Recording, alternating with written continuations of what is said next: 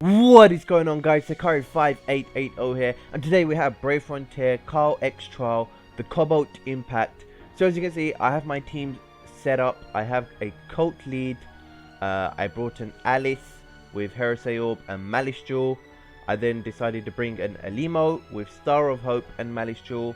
I also brought a Medina with a Demon Core and a Buffer Jewel, and then I brought an Edea with Lafdranya and Fallacy Orb. I'll explain the team in just a moment. So the friend unit I took for this was a Trident, and oh my gosh, does Trident 7 star make this trial a complete joke.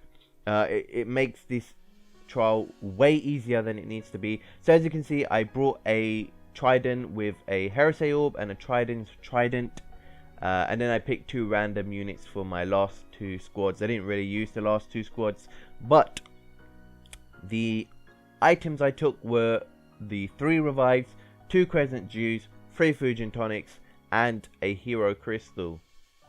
So the first battle, you will be up against Lagina and Syria's 6-star forms. So a couple of things to note here: Lagina can be poisoned and Syria can be injured. Now if you can manage to poison Lagina, that may be a very wise move because it does take a chunk of his HP off. Now I focused on Lagina first. You don't have to do it that way, but I found it easier. So a couple of things to note here: at 75%, Lagina will use a attack that does 50,000 damage on your unit with the highest attack. So before you even enter this trial, I would look at which of your unit has the highest attack and which has the highest defense. At 60%, Lagina will summon Deimos. Not to worry about him too much, just keep focusing on Lagina. At 50%, Lagina will use 2 50,000 damage attacks, this time on your highest defense unit, and the second one is on a random unit. Now to basically avoid these, I would put mitigation on, have Trident shield on, and then guard the unit of that is going to be attacked by Lagina. At 30% and 10% for Lagina, Lagina will use a pretty strong AoE attack. You can easily survive it with mitigation, as you can see there, especially with Trident's shield as well. Another thing to note with Lagina is that every 2 turns he will do a strong single target attack on one of your units, which can easily be survived with mitigation. And then every 4 turns he will do a fixed damage of 140% HP, and he will steal your Brave Burst Gorge as well from your highest HP unit. The easiest way to obviously prevent your unit from dying from this is to basically have mitigation on and Trident shield on. So enough about Lagina, let's talk about Syria. So Syria can do an attack down on your units, which can last for 5 turns. I believe the attack down is actually a 90% attack down, so it can severely cripple your units. So you want to try and avoid, you can't really avoid it, but you're just gonna have to have some a support unit that can basically boost your attack output and basically take her down faster. Another thing to note is that 50% she summons Aros. Again, I wouldn't worry about Aros at the moment. I would focus on Deimos because Deimos adds a ignore defense buff and it makes Syria's attacks hit harder than they should. So as you can see, I am going to focus on Deimos now. And then at 10% on Syria's HP bar, she uses an ultimate AoE attack that will reduce all your units' attacks by 100%, which will severely cripple your team. And this AoE attacks really hard, so I would be really careful. Have your mitigation on. Perhaps use a Elimo UBB at that point just to be safe. Now, there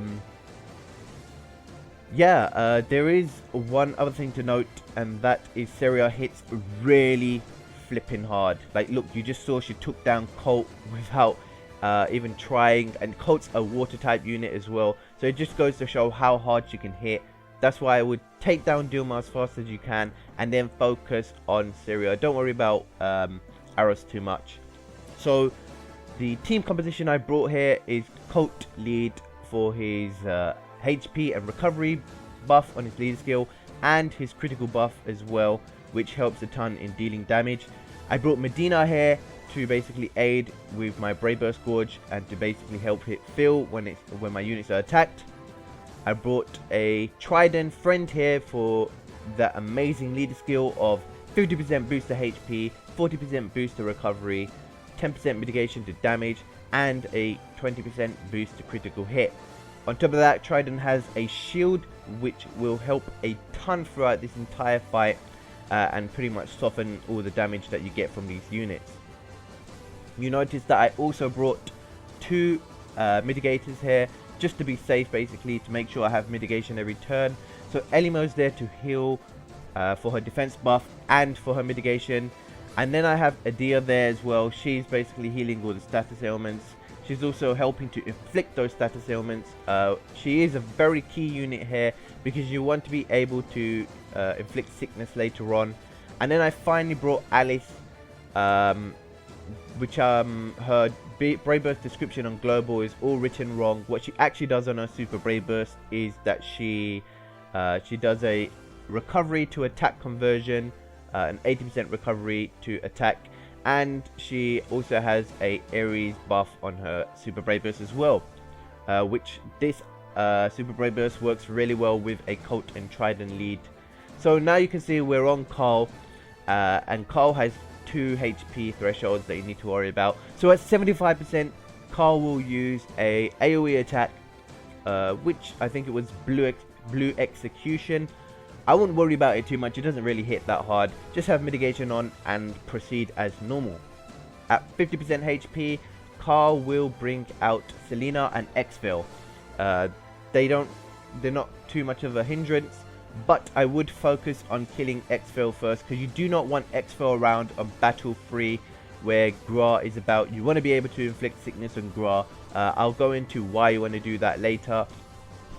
So this fight is actually fairly easy, nothing too special here. Just keep focusing on Exfil and you should be fine for this fight. So alternative units you can take an Aaron instead of an Elimo.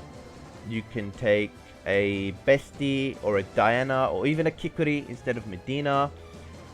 Trident, I do really recommend a Tridon Friend. If you can't do a Tridon Friend, you can take a Gra, you can take a Zenia, you can also take Zerafaga or Magna Zorda. Those are leads that can help a ton for this as well. Alice, I only brought Alice in just to test her out and, you know, use her, because I found that not a lot of people use Alice for content, so I thought I'd give her a use and use her for this. And then Edea, obviously she can be replaced with any other unit that inflicts status ailments such as Tora, but you will need to equip Tora with a sphere that prevents extra elemental damage. And that is it for alternatives. There's a whole composition of different teams that you can take. You'll find that a lot of teams on YouTube will be different from this one. So I tried to keep global exclusives on a minimum, and I only used Trident.